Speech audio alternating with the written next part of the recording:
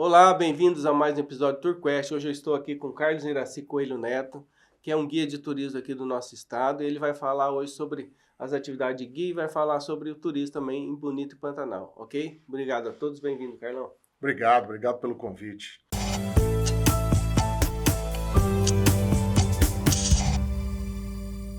Desculpa, posso chamar de Carlão, né? Lógico. Acho que Carlão é meio sinônimo de guia, né? Mas é Carlos Iraci Virou Coelho uma Neto. marca tão forte que às vezes as pessoas falam, eu conheço uma pessoa do turismo e o nome dele é Carlos Iraci. Não, ninguém conhece. Ninguém conhece Carlos Iraci. Aí falou Carlão do turismo, principalmente guia, é uma referência. É uma referência interessante. Mas e como que surgiu assim, o interesse pelo guiamento? Pode falar, usa esse guiamento? Sim, a minha mãe, minha esposa, tinha uma loja de artesanato. E a lojinha delas era na Dom Aquino, a loja ia mal, sabe? Assim, vendia no mês, eles vendiam em torno de R$ 200, mais ou menos, né? Um dia eu tô indo para casa, eu morava atrás da igreja, do lado da igreja de São José, tinha um ônibus parado ali no Museu Dom Bosco. Eu parei, fui lá conversar com o ônibus, lembro bem, porque o ônibus era de uma empresa do Rio de Janeiro chamada Hubert Orbe. Uma empresa até que depois eu fui pesquisar sobre a história deles, um alemão que tinha uma Kombi e levava as pessoas para o Corcovado, tudo de Kombi, e aí ele foi crescendo, foi comprando ônibus, e aí ele foi uma empresa que ainda existe até hoje, com mais de 70 anos. E foi uma empresa bem grande, Grande, foi uma empresa realmente muito grande. Hoje é uma operadora também, ainda tem sede no Rio de Janeiro, e a Hubert Orbe, aí eu fui falar com o motorista falou, nós vamos almoçar na churrascaria ali na Afonso Pena, e depois da churrascaria nós podemos ir lá na loja. Você vem aqui para buscar a gente, porque o cara sem saber, e fui lá buscar ele ali na Cabana Gaúcha, que chamava ali, na Afonso Pena. Dali eu conduzi eles até a loja, né, era uma lojinha pequenininha mesmo, coisa. E, os caras acabaram com tudo, os turistas acabaram com tudo, né? Consumiram, compraram tudo. Então, assim, uma coisa que vendia R$ 200 no mês, eles compraram tudo, deu 400 em uma hora, né? E tinha aquele negócio de você pagar uma comissão pro guia. Aí à noite eu fui lá para acertar com o guia, tudo, pagava, o cara ganhava uma camiseta também do Pantanal, tava começando isso. E eu falei, como é que funciona esse negócio? Ele falou, você compra o Globo ou a Folha de São Paulo, olha lá, tá lá, 5 dias que saí do Rio de Janeiro, o ônibus está chegando em Campo Grande. Aí eu comprava, né, os cadernos de turismo naquela época, era a Folha de São Paulo, o Globo. Aí eu começava a comprar toda quinta-feira que saía o caderno de turismo. Comprava e acompanhei, e começou a chegar os ônibus, eu ia no hotel, convidava os caras, e uma dessas idas, o guia falou, eu não tenho um guia local, você não pode dar uma volta com a gente? Eu falei, mas eu não sou guia local, né? Meu trabalho é outro, eu trabalhava nessa época no Tribunal de Contas. Aí fui com ele, só que o cara foi um traíra, que chegou na hora lá de ir no ônibus, ele falou, aqui tá um guia local, tá? E vai falar, eu peguei o microfone aqui, 40 pessoas paradas olhando pra gente, isso em 83, né, que eu comecei. Para mim foi um impacto de ter falar em público e tudo, mas não tinha essa né? Mas eu vi essa pegada de fazer, né, de fazer a troca. Eu fazia o trabalho de guia e levava os caras na loja, né? Então eu brinco que eu fui pego a laço, né? As coisas foram acontecendo. Mas depois de muito tempo, eu não teria outra profissão para mim a não ser o de guia de turismo. Encaixou perfeitamente. Encaixou perfeitamente, porque eu gosto de conversar, eu gosto de contar as histórias, gosto de contar as minhas histórias, a história da cidade também. Então assim, nós estamos falando aí início dos anos 80, né? Então, assim, no estado não tinha o guia prático, talvez alguns específico, sei lá, para pesca, para caça, e a profissão não era reconhecida, Não. né? Então, assim, podemos dizer que você foi guia aqui antes mesmo de ter nenhum guia aqui, você foi o primeiro. Depois, lá um pouco mais para frente, existia hoje, que é a Fundação de Turismo, ela começou, chamava MS Tour, a empresa oficial do governo. E nessa empresa oficial, que é o nosso patrono maior, o Edson Contar, o Edson Contar, né? O Edson, muito amigo da gente, muito amigo da família, ele, um dia eu fui lá conversar com ele e falou, vou te dar uma carteira de guia. Né? E os órgãos podiam fazer isso, sem curso, sem nada. Aí me deu a carteira de guia e falou, nós estamos batalhando para trazer um curso de guia. Né? Vai ser um para Campo Grande e para Corumbá. Campo Grande ainda não existia no turismo. Corumbá bombava muito mais. Esses turistas que vinham aqui só passavam? Só passavam. Eles dormiam aqui para poder pegar o trem para ir para Corumbá. Porque não tinha ainda rodovia para Corumbá, né? Então eles ficavam aqui, eles iam de trem. Só tinha o asfalto até Miranda. Então, às vezes, os grupos vinham de trem de Corumbá durante o dia e o ônibus ia em Miranda, porque senão eles iam chegar aqui 8 da noite. Aí o ônibus pegava eles em Miranda, eles almoçavam em Miranda e vinham embora, chegava aqui 3, 4 horas da tarde. Então, o movimento todo do turismo naquela época, na década de 80, era em cima disso. Aí depois começou a aparecer, a Uber Job era muito forte, a CVC começou também a aparecer logo em seguida, tinha a Soletur também, eram essas empresas. O rodoviário naquela época era muito forte, porque o aéreo era caríssimo, né?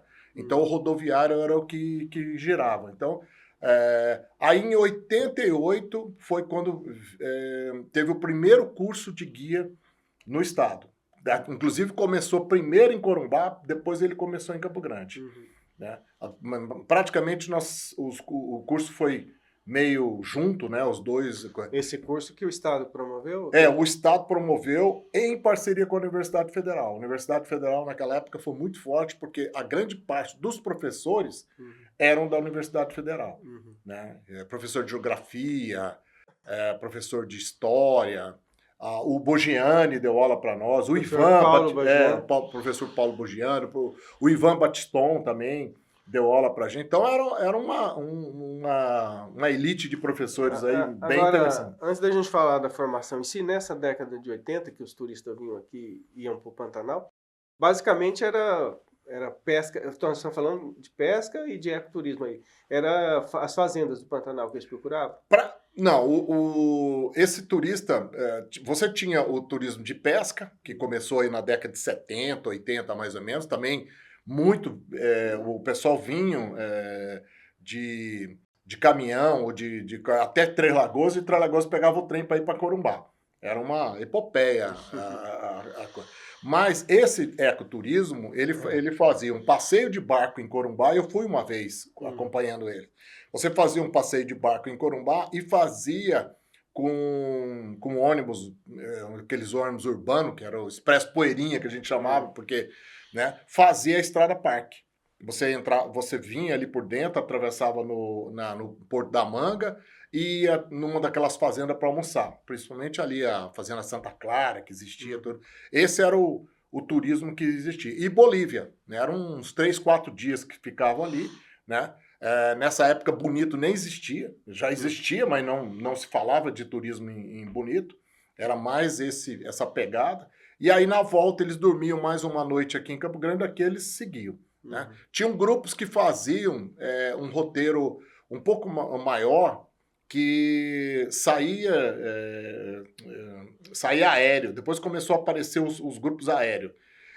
Vinha um grupo rodoviário, fazia todo esse percurso aqui, ia Corumbá, voltava, subia até Cuiabá, Chapada, Pantanal, e de lá eles voltavam aéreo e chegava outro grupo aéreo. Eu fiz esse trabalho de guia nas minhas férias de julho do Tribunal de Contas. Eu trabalhei para uma empresa que chamava Agência Costa e a gente fazia isso. Fazia toda essa parte rodoviária, eles vinham de São Paulo, Ponta Porã, Corumbá, aí já estava indo de ônibus para Corumbá, mas voltava uma parte de trem, só para o pessoal ainda curtir o trem, e subia para Cuiabá. De lá, ficava uns 2 dias para arrumar o ônibus, para dar uma ajeitada em tudo, abastecer também. E o grupo voltava de aéreo para São Paulo e chegava um outro grupo aéreo. Aí você começava a fazer tudo isso de novo até chegar a São Paulo.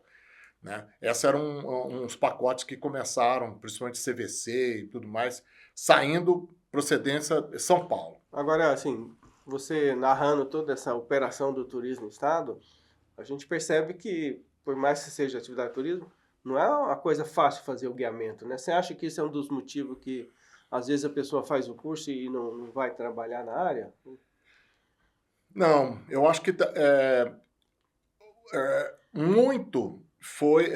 começaram... Depois, você tinha essas empresas mais profissionais, e aí começou a gente chama, a gente brinca, que é as tia Maria, né? Então eu, Carlão, vou montar um grupo de turistas aqui e vou levar eles para qualquer lugar do Brasil. Fazer a sua própria operação. Fazer a minha própria operação sem ser guia, sabe? Isso ainda, você ainda tem ainda, mas a grande maioria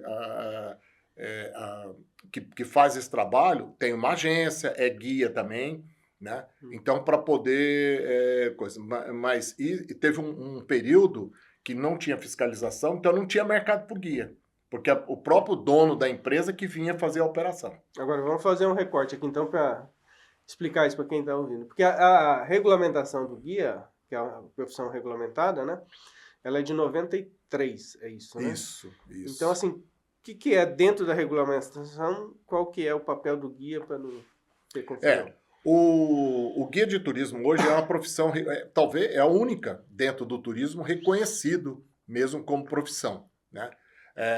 Há uma polêmica muito... Regulamentada. Uma polêmica muito grande sobre isso. O Sistema S mesmo tinha que fazer as caravanas e o Sistema S, todas as vezes que fazia as caravanas, tinha que contratar um guia. E aí eles fizeram uma consulta no Ministério e o Ministério disse, não, vocês estão fazendo uma caravana, não é um turismo, vocês estão fazendo uma caravana comercial. Para os seus associados. Para os seus associados, para uma determinada coisa.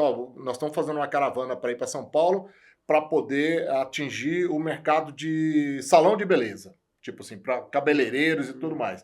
Isso não caracteriza um turismo.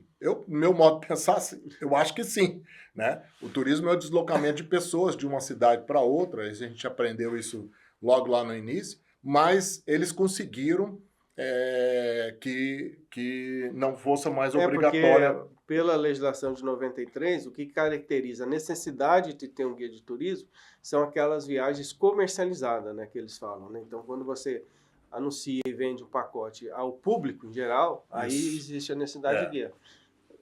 Tem essa premissa de que eles entendem que associado dos como comerciais, eles, né? Como eles não no Sistema S eles não estão comercializando aquilo para ter lucro, né? Então teoricamente, e isso então a gente sabe que tem milhões de caravanas que saem pelo Brasil todo, né?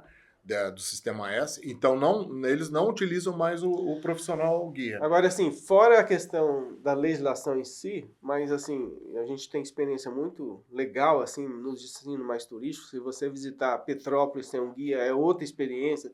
Se você visitar, sei lá, Foz sem um guia, é outra experiência. Qual é a função, o papel, por que você diria para convencer alguém a contratar um guia? Qual é o diferencial de se ter um guia numa viagem ou não? É uma excelente pergunta. Eu, particularmente, todas as vezes que eu vou fazer um turismo com a minha esposa, eu contrato guia local. O guia local, ele tem informações que ninguém tem. O cara é local da cidade, ele nasceu ali, ele tem um monte de informações e locais que mesmo que você pesquisar através que hoje você tem uma rede aí muito grande de pesquisa, mas a pegada dele é totalmente diferente. Então, e isso eu entendi também como profissional guia, a fazer uma mudança até do meu trabalho, né? Antes eu trabalhava como guia local, assim, eu vou fazer um city tour, essa palavra. Hoje não. Hoje eu tenho a pegada de ter um tour falando um pouco da minha experiência, da minha... quando eu conto para o turista, ó, eu cheguei em Campo Grande em 1912, ele olha para minha cara, como assim 1912? Não, minha avó veio do Rio Grande do Sul, casou em Bela Vista em 1905, teve 2 tias minhas lá e chegou em Campo Grande em 1912. E os outros 8, inclusive meu pai, nascem em Campo Grande. Isso muda totalmente o que eu comecei desde que eu fiz o contato com aquele turista para começar o tour, ele muda. Porque ele está conversando com um nativo que tem montes de informações da cidade. Então, essa é a importância de a gente sempre contratar um guia local. Né? Lógico que por eu trabalhar muito de guia de excursão, porque um período muito tempo, uns 8 anos, numa empresa que era focada em melhor idade, a gente chega em locais que o guia não tem conteúdo. Você chega num local que o guia está mais preocupado de contar uma piadinha. Isso acontece muito no Nordeste. A gente já tive um problema uma vez com um guia lá em Natal, que eu parei na hora do almoço e falei, cara, o pessoal quer saber a população, o que come, o que é a economia, né? E você está o tempo todo brincando, contando piadinha, tudo.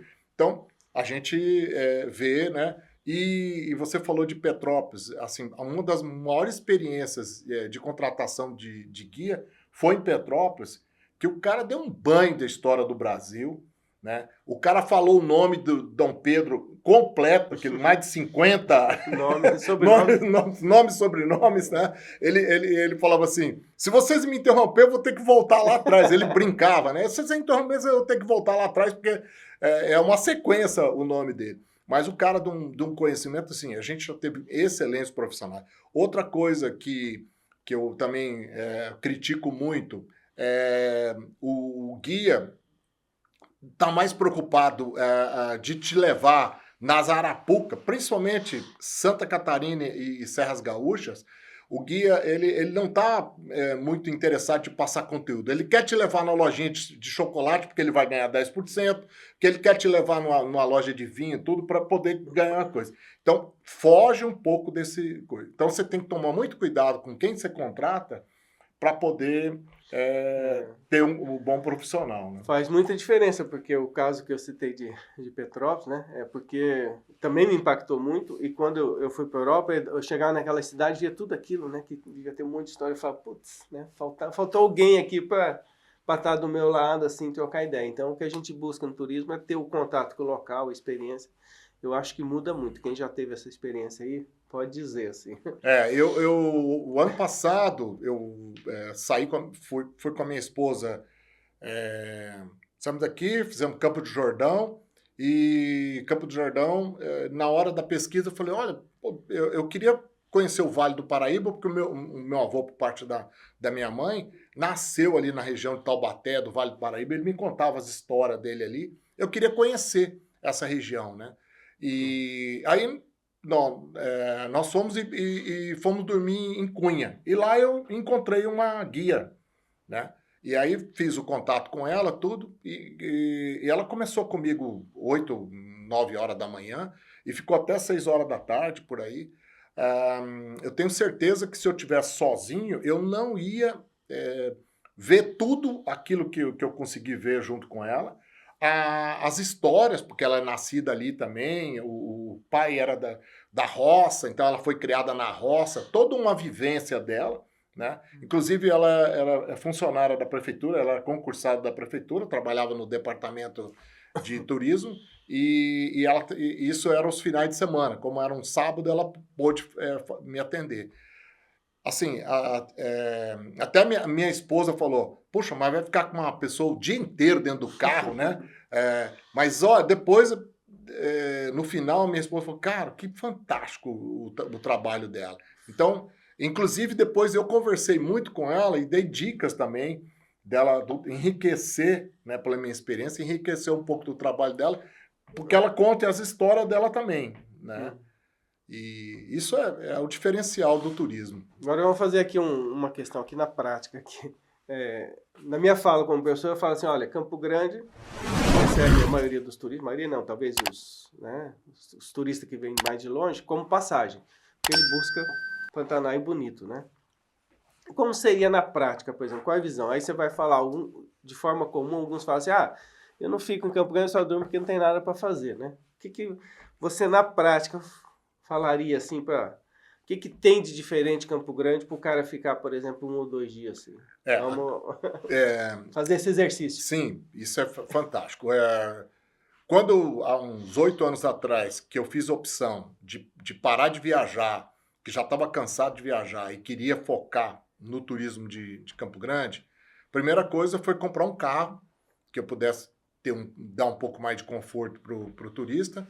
Não tinha, financeiramente, eu não tinha grana para comprar um Corolla, um carro mais potente, mas consegui ter um carro que pudesse atender bem o turista. E aí o primeiro desafio foi com os recepcionistas de hotéis, porque alguns turistas me disseram, você pergunta sobre um tour em Campo Grande, o próprio recepcionista do hotel fala, não, vai para Bonito, para Pantanal, porque aqui não tem nada para fazer. Tá? E eu fui conseguindo, eu fico um dia com o turista se precisar, eu consigo provar para ele que eu tenho coisas para conhecer na cidade, que dá para ele ficar um dia. Agora a gente tem muita ajuda do Bioparque. O Bioparque Pantanal, um baita do empreendimento, considerado o maior aquário de água doce do mundo, que o turista pode passar uma tarde lá. Aquele turista que tem um pouco mais de interesse, você vê que às vezes ele fica 2, 3 horas lá dentro do Bioparque. Aquele pessoal que não tem muito interesse, ele dá um girado de 20 minutos e ele vai embora. Né? Mas isso então, desde a história da cidade, a fundação da cidade, toda essa colonização mineira, o agro mesmo, todo do trabalho da pecuária, que sempre foi muito forte aqui, né? O Mercadão, eu consigo ficar 1 hora lá dentro do Mercadão, se o turista tem interesse, lá tem muita história. O complexo ferroviário também. Então, todos esses espaços, você consegue, se você tem boas histórias e bons argumentos, você consegue... Teve uma vez um turista que falou para mim, eu estou vendo o teu roteiro aqui, eu não quero visitar centro de político, não. Eu não quero ficar olhando o palácio de governo. Eu falei para ele, se o senhor não gostar de lá no Parque dos Poderes, o senhor não precisa me pagar. Tá? Falei para ele, desafiei ele, né? Aí, porque eu falei para ele, porque o nosso centro de poder, ele está dentro de um parque. Ele é muito bonito. Tentei convencer ele. E ele topou. Né? E realmente, quando você chega lá, chegando no Parque dos Poderes, eu começo a ter uma conotação, eu começo a voltar lá atrás e vou falar da divisão do Estado. Então eu volto desde Rondônia, olha, o Mato Grosso, Rondônia pertencia a Mato Grosso tinha 1,5 milhão de quilômetros quadrados, então Rondônia foi desanexado na década de 40, o Mato Grosso do Sul foi na década de 70. Quando você conta todo esse conceito da divisão, de toda essa parte da divisão do Estado e fala do centro administrativo, muda totalmente. É uma área verde, que tem 100 hectares, você tem um parque ali do lado, os prédios também de arquitetura arrojada, você não vê fio, é tudo embutido. Muitas vezes as pessoas passam por lá, os próprios nativos daqui, né, passam por lá e não reparam que são prédios modernos, tudo os fios são... E aí você fala do governador também, você fala, quando ele projetou aqui o Pedro Perencian, ele falou para o Zaca, eu não quero nenhum prédio passar a copa das árvores. Né? Então tá lá, no livro dele ele fala sobre isso. Aí você conta todo esse conceito da história, você ganhou ali pelo menos uns 40, 50 minutos ali dentro do parque, você faz rodando todo o parque, vai lá, param na TV educativa, uma coisa que a gente passa ali e não, mas você desce com as pessoas e fazem ele olhar a torre da TV. Olha a torre da TV, isso é um projeto arrojado, tudo de tijolinho aparente. O cara colocou os 4 símbolos da arquitetura aqui. Então, um monte de coisa que te enriquece no teu tour. Agora, assim, considerando que a cidade já tem um conjunto de entretenimento, lazer que permite o turista ficar mais de um dia aqui, inclusive com o aquário agora, né? Que você chamou de bioparque, mas a gente conhece como aquário, oficialmente é bioparque, né? Agora, porque você citou lá nos primórdios do turismo muita utilização do trem, né? Por que você acha que o nosso trem do Pantanal, que foi reativado aí uns anos atrás, ele não vingou, vamos dizer assim, como atrativo turístico? Velocidade. A velocidade do trem matou ele. Você sair daqui de Campo Grande a 30 por hora para chegar em Miranda 7 horas da noite, 8 horas da noite. Quando ele funcionava, ele saía de Campo Grande às 7, chegava às 7 em Corumbá, ele andava 50, 60 por hora. Então, para mim, o que matou o trem do Pantanal foi a velocidade. Porque a ferrovia está sucateada, os dormentes estão pó, né? Então, você também, por segurança, você não podia colocar uma velocidade maior, né? Então, esse, para mim, foi coisa. A atração, mas não tinha beleza. Não, isso a gente dá um jeito. Isso a gente vai contando história e vai dentro. Eu fui guia do trem por muito tempo e ali a gente conseguia, falando até, contando um monte de história. Cada estação tem um nome, tem uma história. A ferrovia tem uma história fantástica. Mas o que eu acho foi o problema da velocidade. Porque sempre pergunta assim, porque nos outros, alguns destinos no Brasil, alguns destinos turísticos, tem um trem, né? Aí eu falo assim, mas são percursos de 30 minutos, né? Tem a velocidade até menor que nós, né? 30 minutos, então, e dentro você faz todo esse entretenimento. Agora, o turista, talvez, de hoje moderno, por mais que o trem seja histórico, mas realmente excede um horário que fica difícil para alguns, né? Porque se ele tivesse esse fluxo daqui a Corumbá, ele saísse daqui 7 horas e chegasse em Corumbá, né, às 18 horas por aí, tivesse aquele fluxo, você teria turista vindo de lá para cá também, né? Então você teria toda uma beleza. Agora, ficar, né? Eu tive uma vez que eu estava de guia, tinha um pessoal de Santa Catarina. Quando eles chegaram em Aquidauana, a guia desembarcou todos os passageiros e pôs no ônibus e foi embora. Tava desgastante para eles. Primeiro eles me perguntaram, nós vamos ver Pantanal? Eu falei, não, agora daqui para frente, de Miranda para frente, é um Pantanal um pouco mais alto, vocês não vão ver ainda o Pantanal. O Pantanal está de Corumbá para frente, né? Eu não vou também mentir. E aí ela falou, então, pegou, desembarcou todo mundo, deu almoço e foi embora, porque ela ia chegar em Miranda às 7. Dali eles iam de ônibus ainda para Corumbá, eles iam chegar 11 horas da noite, tudo. Então, por uma estratégia, ela pegou e mudou. Então, isso, e por meu azar, nesse dia, estava o Correio de Estado lá dentro do vagão. E o Correio de Estado acabou desembarcando, porque estava com o carro lá, entrevistou os turistas, ela falou mal, não tem nada para ver, uma paisagem só pasto, boi. E ali foi uma das coisas que foi começando a pôr foi noticiado. Pá de cal, né? E infelizmente o trem do Pantanal. Eu sou neto de ferroviário, então eu sou apaixonado por ferrovia. Eu vou fazer uma viagem agora em setembro, que é o sul de Minas, São Lourenço, Poços de Caldas. Em São Lourenço eu já paguei o trem. É uma Maria Fumaça toda, né? E é um trecho pequeno. Mas você vai até uma determinada cidade, ele vai ficar lá por volta de 1h30 para as pessoas andarem naquela cidadezinha perto ali, e depois ele volta à tarde. Então, parece que, se eu não me engano, é 20 quilômetros, 18 quilômetros. Maria Fumaça, então o trem é uma grande atração, né?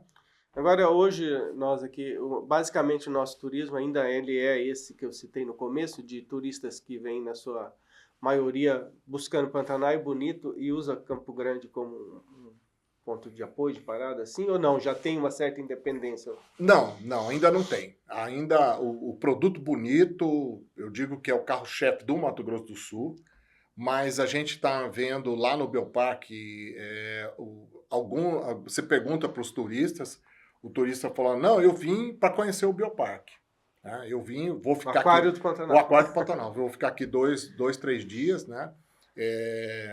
E fica realmente ficando aqui. Aí ele fica buscando mais opções, né? Então, como ele vai ficar aqui, aí você fala da feira central para ele, vai tentando fazer com que ele... Alguns vêm também, esses feriados, que são os feriados mais nacionais, você se surpreende de perguntar para o turista, não, eu vim só para conhecer Campo Grande, tá? Por causa do Bioparque, um dos motivos, né? Então, vamos falar especificamente do Bioparque, né, que popularmente a gente vai continuar aí chamando de Aquário do Pantanal. O tanto que ele é importante no sentido de ser um atrativo forte, de ter poder. Estou falando nível nacional, tá? Assim, Certo. o quanto que ele é diferencial, porque muitas vezes tem aquela história da gente não dar valor, né? Mas eu acho que ele tem um potencial assim enorme, ele tem um diferencial bem... O tanto que ele é importante em relação até às outras capitais, os aquários que tem no Brasil. Você podia descrever pra gente isso daí? Só para completar, uma outra coisa que a gente tá vendo também, o turista que veio com foco em Bonito, ele tá vindo uma noite antes para dormir aqui para ir visitar o Bioparque. Isso a gente pergunta, o voo dele é à tarde, né? Mas ele vem na véspera. Ou ele sai cedo de Bonito, porque tem uma grande quantidade de van, ele sai cedo para chegar aqui antes do almoço, conhece o Bioparque logo na parte da tarde e pega o voo dele às 18, 19 horas que ele está voltando. Isso é uma coisa que antigamente o turista vinha, ficava, ele descia no aeroporto de Campo Grande, pegava a van, ia direto para Bonito, voltava de Bonito direto para o aeroporto, ele não entrava na cidade. Agora o Bioparque está fazendo ele entrar. As operadoras estão colocando isso nos pacotes. Não, porque há muitos não estão colocando, mas muitos turistas fazem muita coisa sozinho, né? E eles mesmos fazem o planejamento de vir uma noite. Uma noite na cidade é um impacto de hotel, de transporte, de alimentação, de contratação de guia, é um impacto muito bom para o turismo, né? Então o Bioparque está começando a fazer esse papel, né? A gente, números aí para falar para vocês. Em dezembro do ano passado, nós batemos 1 milhão de visitantes.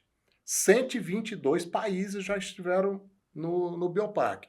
Gente do mundo inteiro. E gente se surpreendendo, não só com o projeto de vários aquários, mas o projeto arquitetônico. É uma coisa que impacta muito, né? A gente teve lá depoimentos de pessoas da França, franceses, que o cara não estava muito, ele não estava importando muito com os peixes, com os aquários. Ele ficou enlouquecido com o projeto arquitetônico. O conjunto da obra. O conjunto da obra, isso aí, né? Aí você tem pessoas que são aquaristas, que ficam lá horas, porque adoram, né? A gente, hoje, os números nossos hoje são gigantes. A gente está com 459 espécies de peixe de água doce do mundo inteiro, 45 mil animais.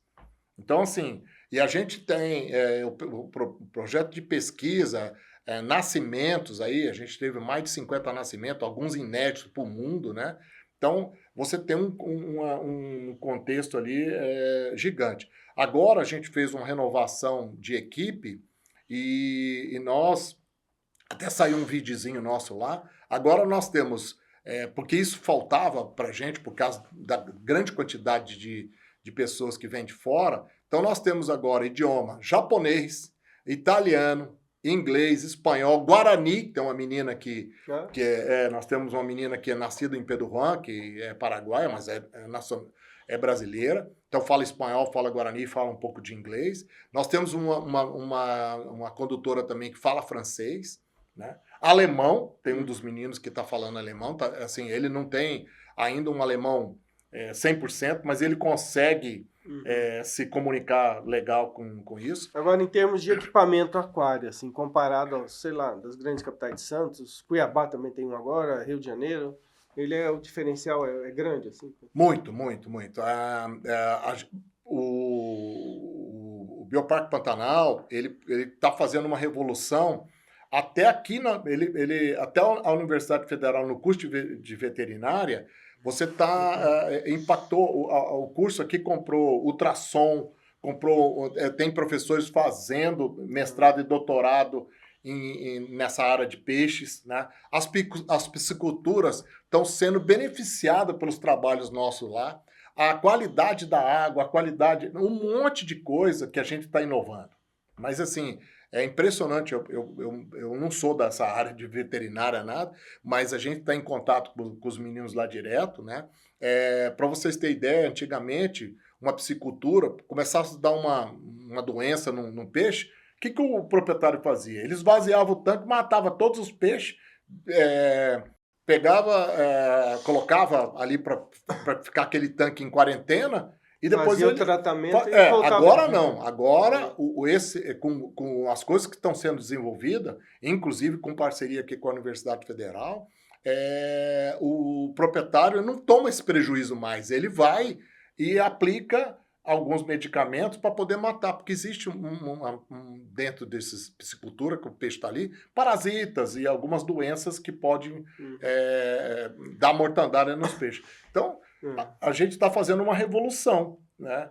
E aí as referências. O pessoal de Cuiabá, veio o prefeito de Cuiabá, veio o secretário, passaram aí um dia, né, levando novas tecnologias. O pessoal de Foz do Iguaçu, que vai abrir agora um aquário que vai ser impactante, porque é um aquário com 3 milhões de litros de água, o nosso que tem 5, mas uma cidade onde tem um impacto do turismo violento, né?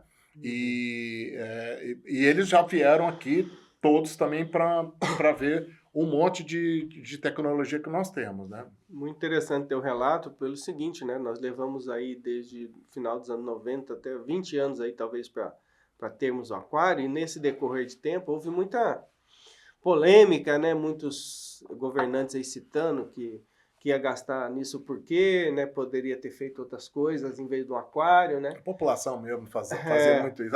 Usaram isso muito no debate político e tal. Hospital deve ser... Mas, tecnicamente, se tentava convencer da importância do aquário por causa desse resultado que está tendo, desses desdobramentos que se tem, e assim constrói uma... Hoje nós são 200 e poucos funcionários lá dentro, 70 funcionários são funcionários públicos, o restante é tudo terceirizado. Né? Nós temos mais 6 empresas terceirizadas lá dentro. Suporte, você tem a parte de limpeza, tem a parte de segurança, então gera emprego para muita gente. Né?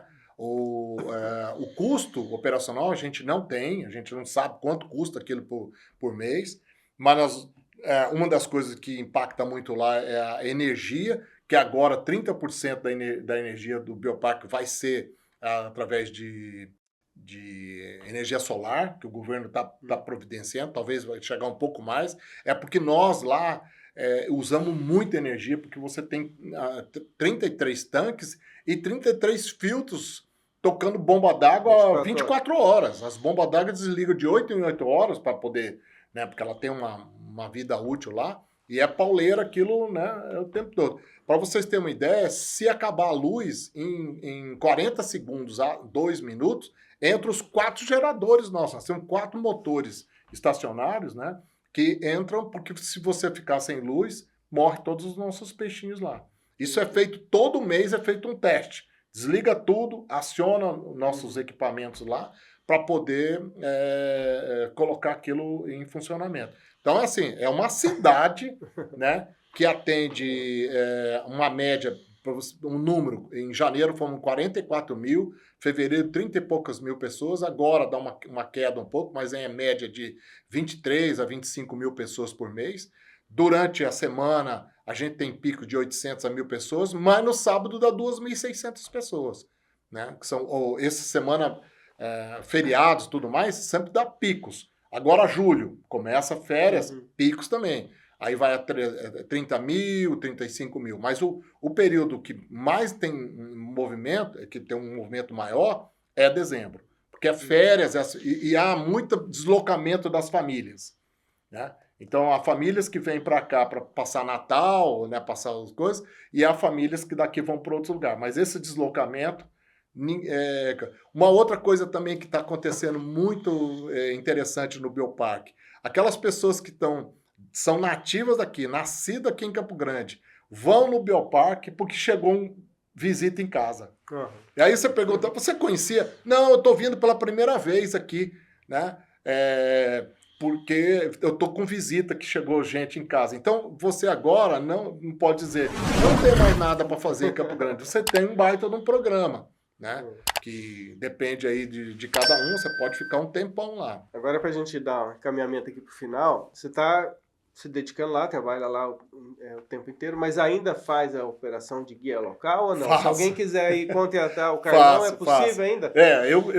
Assim, eu não consigo fazer mais do jeito que eu fazia, que eu chegava a fazer até 20 por mês, né? Uhum. Nesses últimos 3 anos que eu tô lá, eu consigo fazer aí posso dizer uns 3, 4, máximo por mês, né? Mas o que eu fiz? O governo do estado investiu nos nossos condutores, e os condutores todos são os novos não, mas eles são guias de turismo. E eu fui capacitando eles. Coloquei no meu carro, fui capacitando. Então hoje eu tenho parceiros, né? Então quando eu não posso fazer, eu passo para um parceiro meu, né? Que está fazendo um trabalho tão bom, né? A gente faz praticamente só o tour de carro, né? O ônibus não existe mais, que é uma pena, né? O ônibus era um atrativo agora. O City Tour da cidade. City Tour da cidade, o ônibus está desativado, ele não tem como voltar, porque ele passou do prazo aí de 10 anos da NTT, então ele não tem, se a prefeitura não comprar um novo, ou a minha ideia é que a prefeitura pudesse, eu já falei isso pro pessoal, abra um edital, né? Abra um edital e tenta que a iniciativa privada possa comprar um ônibus e colocar ele para circular. Pode ser que apareça uma empresa que tem interesse, né? De explorar, porque hoje tem público. Agora, você sendo aí o pioneiro dos guias no estado, assim, você participou de muitas capacitações aí durante esse período, né? Para formar novas turmas e tal, né? Você também ainda faz esse trabalho? Faço. Eu participei muito de capacitação e falo que a gente não pode parar de estudar, de aprender, de ler, né? Um exemplo, a morte do Papa Francisco agora, eu lendo um monte de coisa da coisa, não sabia que a Perpétua Socorro, que é a padroeira do estado, a diocese levou terra de todos os 79 municípios, fizeram um negócio de artesanato com essa terra e doaram para ele. Porque ele que homologou a padroeira do Mato Grosso do Sul, a Perpétua Socorro. Então eu descobri isso há poucos dias, porque eu estava lendo, estava estudando. Então a gente tem que estar sempre ser capacitado, e eu também trabalho ainda no Senac o ano passado eu cheguei depois, chega, não aguento mais, já não dou conta mais. Como professor dos cursos de guia? Nos cursos, quase todos os turismo cursos. Turismo geral, né? No curso de guia de turismo, eu dou uma disciplina que é a teorias técnicas profissionais. Então eu viajo com os alunos. Então ela é mais desgastante. Você tem que viajar, cobrar deles, né? E depois avaliar. Então teve uma turma ano passado, agora a gente está batalhando para os novos que entraram lá, que são 9 novos condutores, que está bem encaminhado já, da Fundação de Turismo em parceria com o Senac, ter meia bolsa aí, o Senac ajudar aí. Que estão no aquário. Que estão trabalhando no aquário do Pantanal, E capacitar eles também se tornarem guia de turismo, porque é interessante da gente ter uma equipe lá dentro, mas todos profissionais, todos guias. Ok. Obrigado, Carlos Iraci Coelho Neto, nosso Carlão, guia do estado. E obrigado pelo convite do Noslim, e a gente está sempre à disposição. Tenho o maior carinho por esses cursos de bacharel de turismo, porque eu acho que isso que movimenta as coisas, e a pesquisa. Eles serem empreendedores, esses meninos não ficarem trabalhando atrás de um balcão, recepcionista de hotel, não, que eles possam empreender também. Ok, obrigado.